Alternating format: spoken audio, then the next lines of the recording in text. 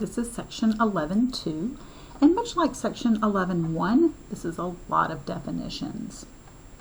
With this one, I was able to do a little bit more drawing than I could with section 11.1. That's why we had to use the PowerPoints. And in fact, I like my drawings better than the examples that the PowerPoints gave. So that's why we're back to this format. Okay, so let's just get some terminology out of the way.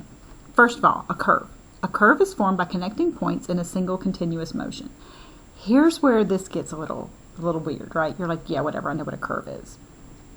Technically, a straight line, by definition, it fits the definition of a curve. So you might not think of a straight line as being a curve, right? Because we always think of a curve as being, well, curved. But yeah, by definition, a straight line is considered a curve. A simple curve is one that does not cross itself. Okay. And I'm going to give you examples of all of these.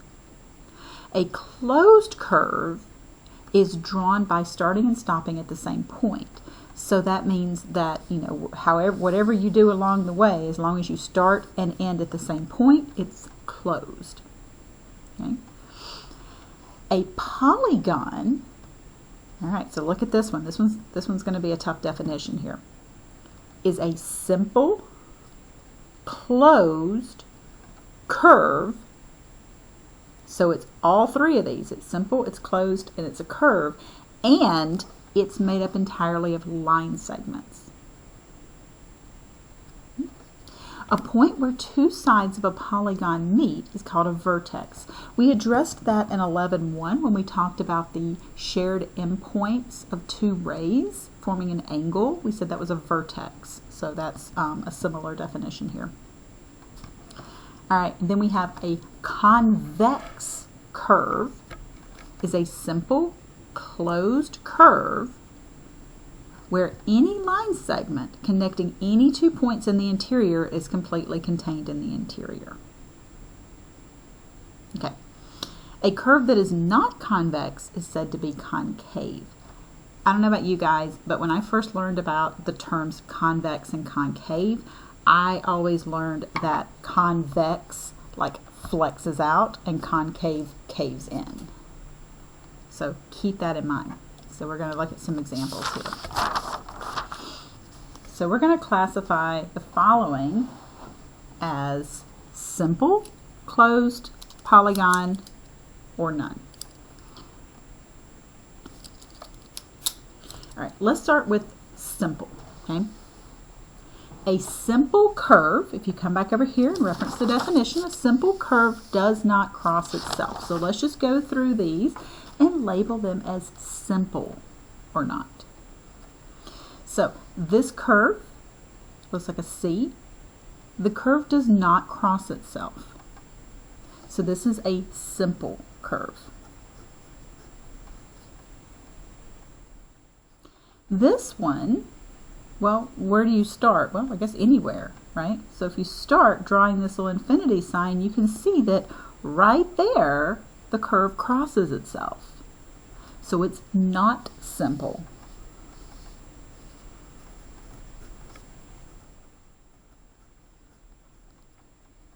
Okay, so I'm going to say not simple because of that. Is this one simple? Yes, it does not cross itself. Is this one simple? Yes, it does not cross itself. What about this one? Oh, see right there? It's crossing itself there, so it's not simple.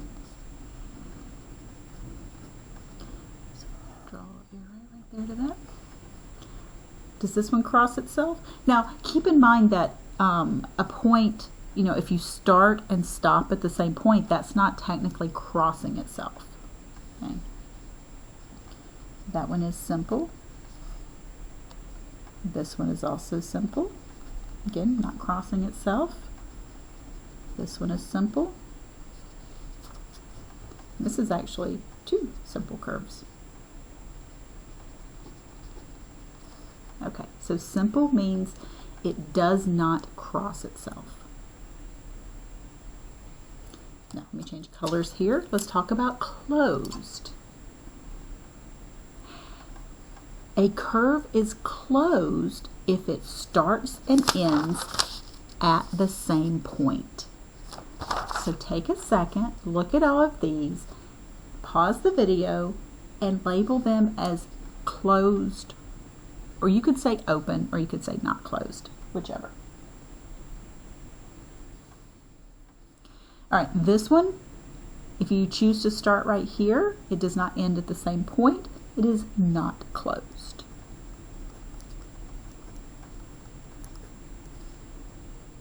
This one, see, we don't have any openings. Wherever you choose to start, you know, I kind of made that look a little more like a point there. Wherever you start, you're going to end up right there. That one is closed. This one's not closed. See that opening right there? Just like that opening over there. So this one's not closed. This one is closed. This one's not. So remember, closed means it starts and ends at the same point. The heart shape is closed. This little shape right here is closed. My hexagon here is closed. And this one is not. Okay, I'm going to change colors. Let me find a different color here. I'm going to go green for polygon.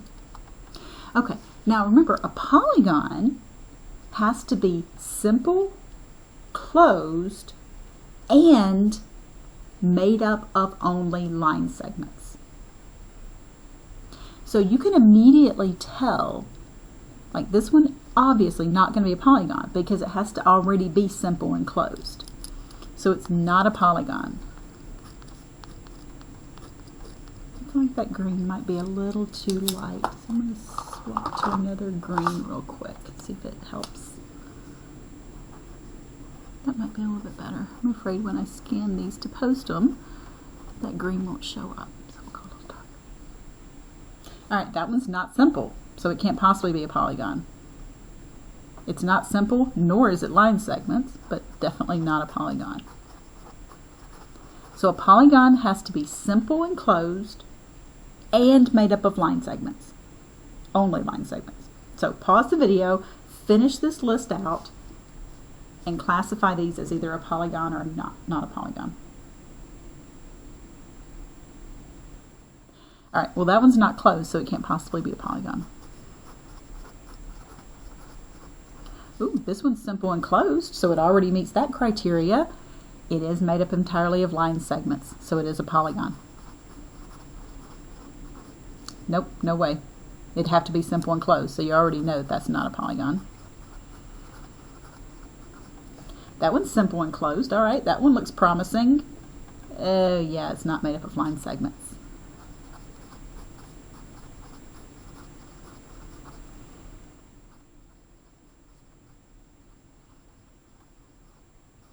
So it's not made up of line segments. These were not polygons because they weren't both simple and closed. All right, this one's simple and closed. Ooh, that's not line segments. It's made up of two line segments, but these are not line segments. So same reason as before. Not made up entirely of line segments. This one is a polygon. It's simple, it's closed, and it's made up entirely of line segments. This one's not even closed, so it can't possibly be a polygon.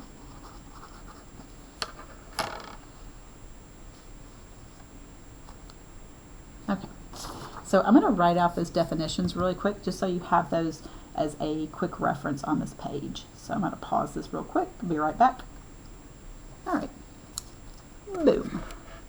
Just quick reference so you don't have to flip the page back to see the definitions over here. Okay, so let's go back to example 1 and let's label any of these, I should say any, I should say all of these as convex or concave.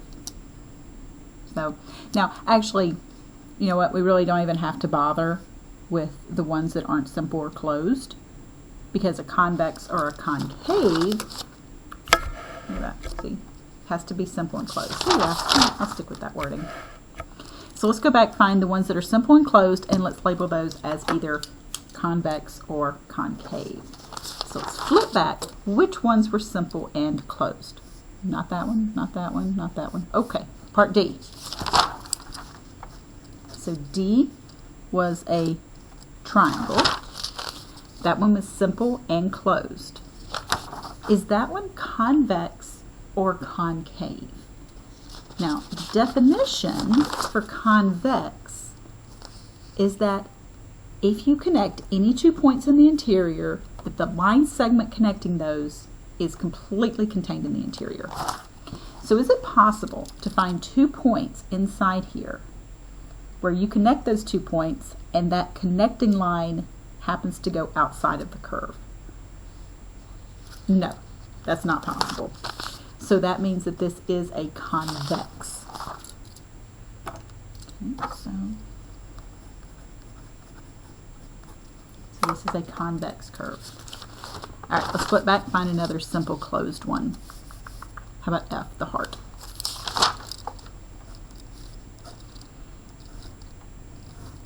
Let me go ahead and just finish these out here. Then we got this little guy right here, G. That shape that's kind of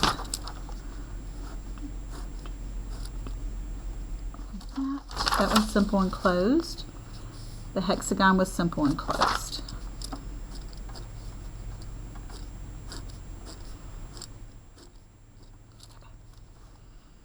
So now we have all the simple closed ones from example 1. Let's label these as convex or concave. What about this guy? This one's concave. Now, let me show you why. Any 2 points in the interior, okay, if I look at, say, that point and that point, and I connect those, that line segment is completely contained in the interior. However, if I look at this point, let me enlarge this heart here for you, because it'll be easier to see if it's bigger.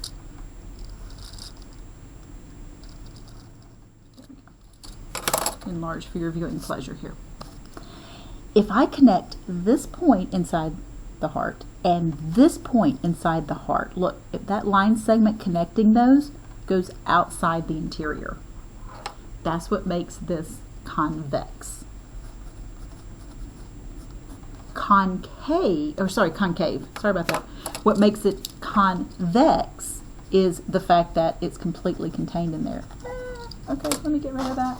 Pretend that never happened. Look away. Look away. What mistake.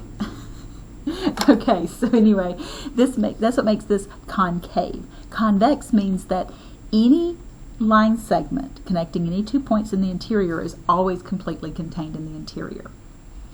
Now, here's the way that I kind of always remembered it, and that was that concave has a point, or has a part of the shape that kind of caves in, whereas the convex kind of flexes outward, right? So anything that's concave, you're going to have some kind of like caving in of that shape.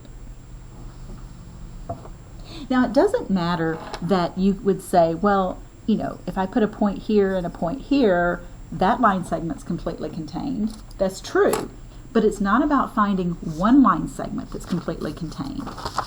The convex definition says that any 2 points has a segment that is completely contained. So that word right there, that any, is really important. Okay, so basically, does this have any kind of point where it caves in? No, that makes it convex. Does this one have any point where it caves in? No. So it makes it convex. Okay, let's go to the next one here. When we look at polygons specifically, remember those are simple, closed, made up completely of line segments. Polygons are named or classified according to their number of sides. Okay? So a triangle has 3 sides. That makes sense, right? Tri, like tricycle, right? A quadrilateral has 4 sides, word quad meaning 4. A pentagon has 5 sides. This prefix of pent or penta here means 5. A hexagon has 6 sides. A heptagon has 7. An octagon has 8. Nonagon has 9. Decagon has 10. Hendecagon has 11. We don't really use this one too much. And then we have a dodecagon, which is 12. So we don't use like this terminology. Most of the time we go up to like 10, maybe 12. Everything else we just call an n-gon. So if it has, say, 47 sides, we call it a 47-gon. Now a polygon is regular if all the sides are congruent and all of the angles are congruent. Now what does the word congruent mean? Well, congruent means the same. So in terms of line segments, it means they have the same length. In terms of angles, congruent means the same measure. And we're going to do a lot with congruence and similarity in the next chapter. Okay, so 2 shapes are congruent if they have the same shape and the same size. Similar is when they have the same shape but not the same size. We use this symbol, it's an equals with a little thing on top of it to represent congruence. Now, a regular triangle, you probably know a regular triangle because it's more commonly known as an equilateral triangle.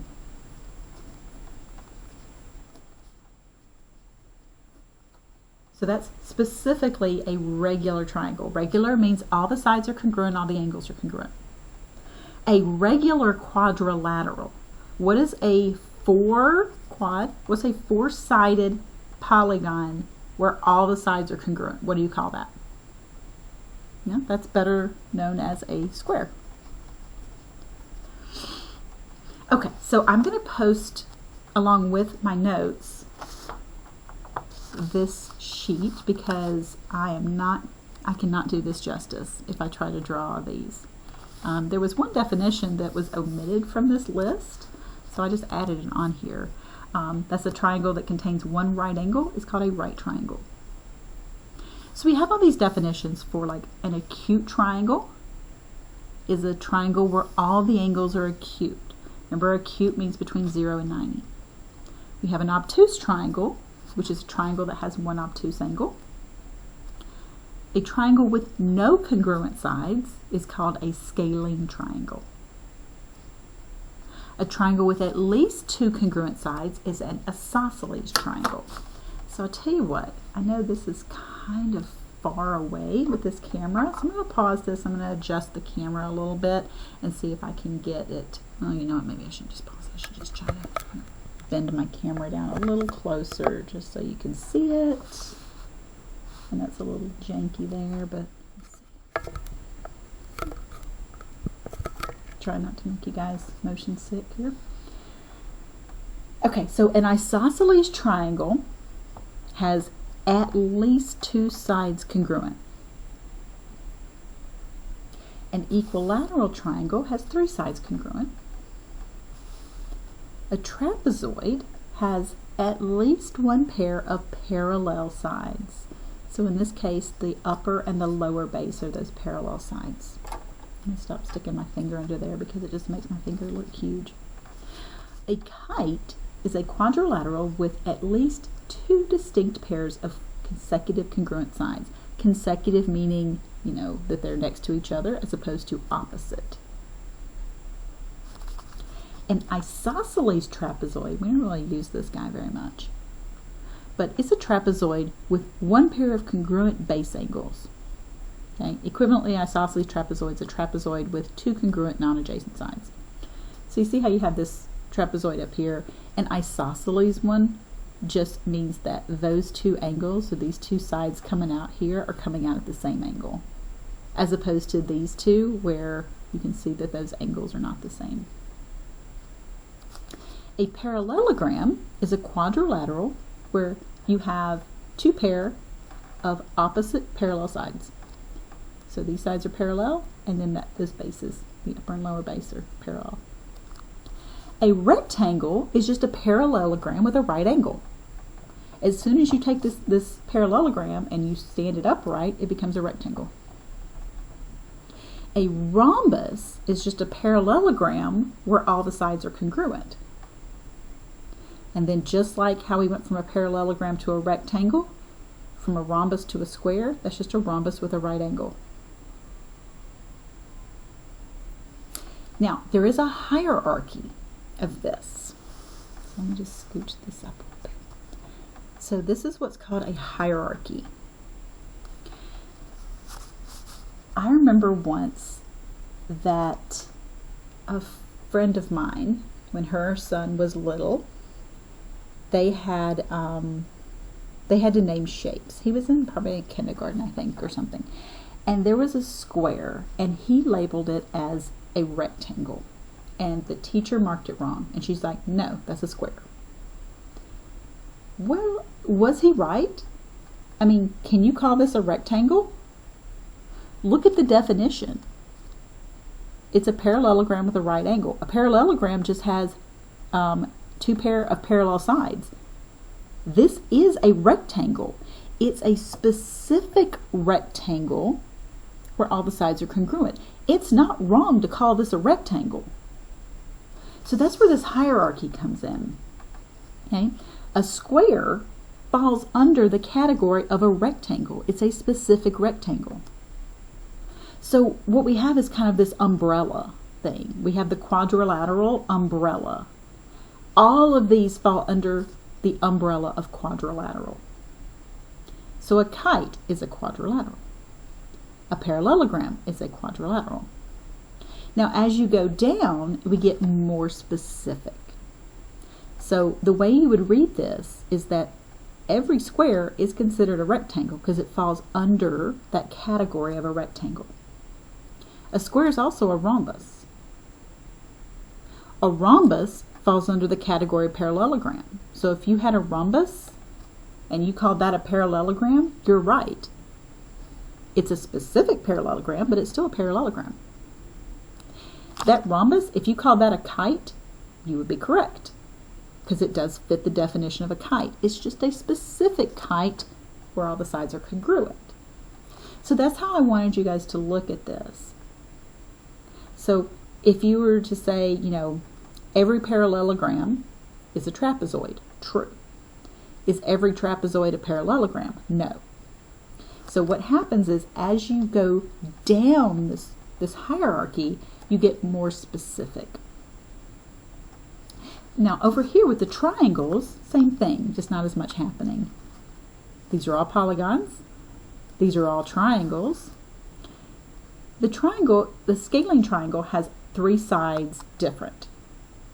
Isosceles has at least two sides the same. And equilateral is a specific type of isosceles. So you could say an equilateral triangle is an isosceles triangle. That's true. It's just a specific case of isosceles where all three sides are congruent. So I will post this with the notes so that you guys can have this as a quick reference guide when you are, when you're doing the homework or quizzes or whatever, that you can have this as a quick reference guide for you. Okay, so example 3. Draw if possible. So pause the video and see if you can draw these two. See if you can draw a closed curve that is not simple. Now I am going to come back to this stuff as well. I'm working that in. But pause the video and see if you can draw a closed curve that's not simple and a polygon with an obtuse angle. All right. I hope you paused it and tried it. So a closed curve that's not simple starts and ends at the same point. And simple means it does not cross itself. So if it's not simple, it's going to have to cross itself. Okay? Starts and ends at the same point and crosses itself. Well, I mean, remember the infinity symbol? That would work.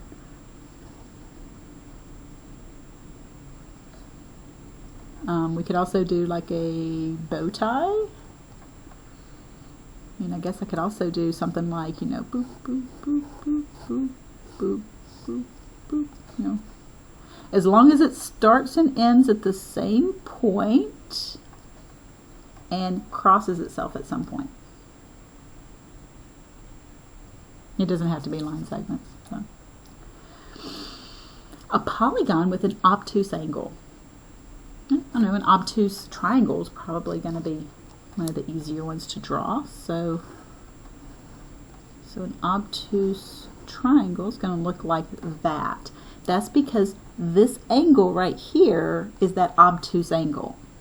What makes an angle obtuse? Well, an obtuse angle, remember from the last section, measures bigger than 90 but less than 180. So that's that obtuse angle right there. Alright. Let's draw a right equilateral triangle. Now a right triangle has one right angle. An equilateral triangle has all sides congruent. This one is not going to be possible. It is not possible to have a right angle and to have all your sides be congruent.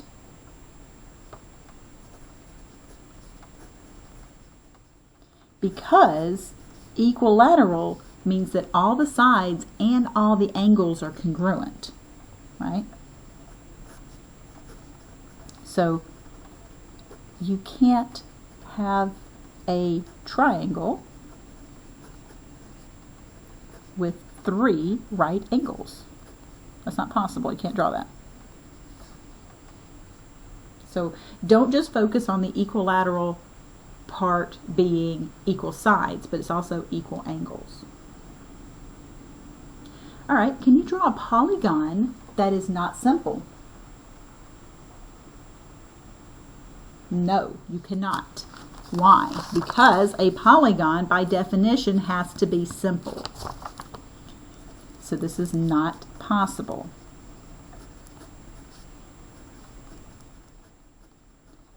A polygon must be simple. In order to be a polygon, it has to be a simple curve. Can we draw a right scalene triangle? Well, a right triangle has a right angle. Scalene means that the 3 sides and the 3 angles are all different. Oh, totally. We could totally draw that.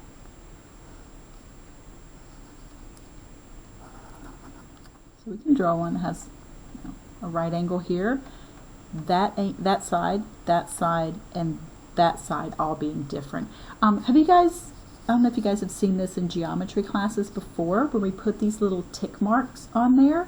This is just to tell you that this length, we're just calling 1 tick mark, and it's different than this length, which is 2 tick marks, and it's different than this one, which is 3. So that's just a notation that we use in geometry to go ahead and say, hey, these 3 are not the same. If I had put 1 tick mark here and 1 here, that would mean that, these 2 are the same.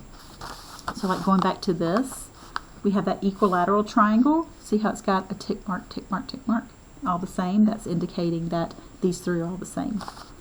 Here, the isosceles has those 2 the same. The scalene has 1, 2, 3 tick marks. All right, can you draw a curve that is neither simple nor closed? Okay, so it's going to need to cross itself and not start and end at the same point. Oh, okay, we can do that, right? We could just start drawing a bow tie and just not finish it. Right? So it crosses itself, so it's not simple, but it's not closed either. It doesn't start or end at the same point. All right, let's talk about these definitions. The true or false. This is using the hierarchy. So what I want you to do here, I'm just going to put that hierarchy right there so that you can have that as a quick reference guide. Pause the video, use that hierarchy, and label those as true or false. All right, did you pause it? Of course you did, because I asked you to. Every square is a rectangle. Yes, squares fall under the heading of rectangle. That's true. Every rectangle is a square. Not true, right? Because a square is a specific type of rectangle, so that doesn't mean that all rectangles are squares. That one's false. Every equilateral triangle is isosceles. Yes, because equilateral falls under isosceles, so that is true. Every kite is a parallelogram. Nope. Nor is every parallelogram a kite. So see how those really aren't related? See, there's not this little dotted line connecting those. So both of those are going to be false. All right, lastly, so here's the end of this section. And we're going to talk about symmetry real quick. Symmetry is usually thought of as something being a mirror image of itself. Okay?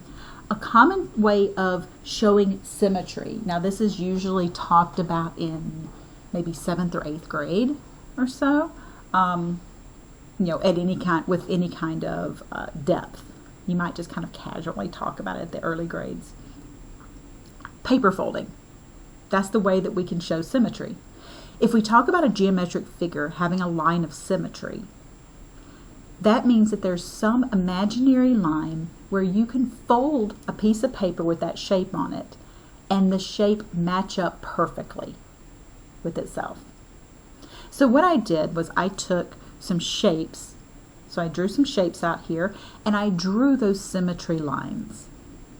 So this isosceles triangle here, if you fold it down the middle, these two sides will match up.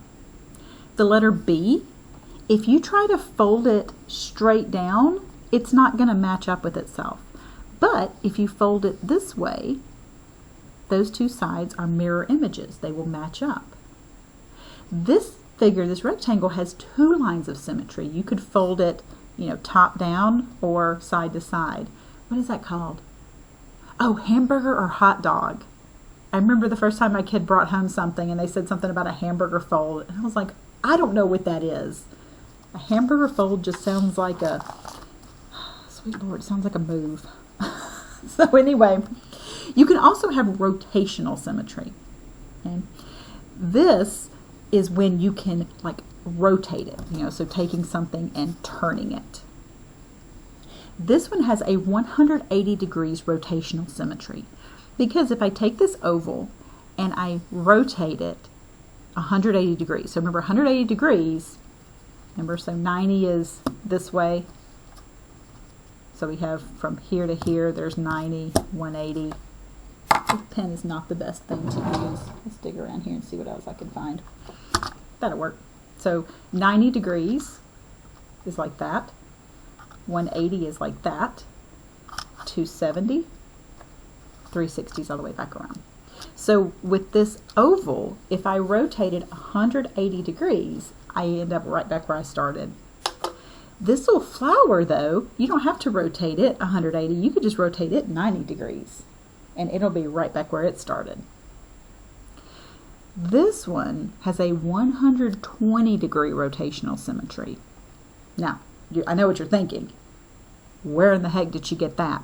That's because all three sides are the same. So if I rotate it to where this side is now the base, then it looks exactly the same, right? So that means I need to rotate it a third of the way.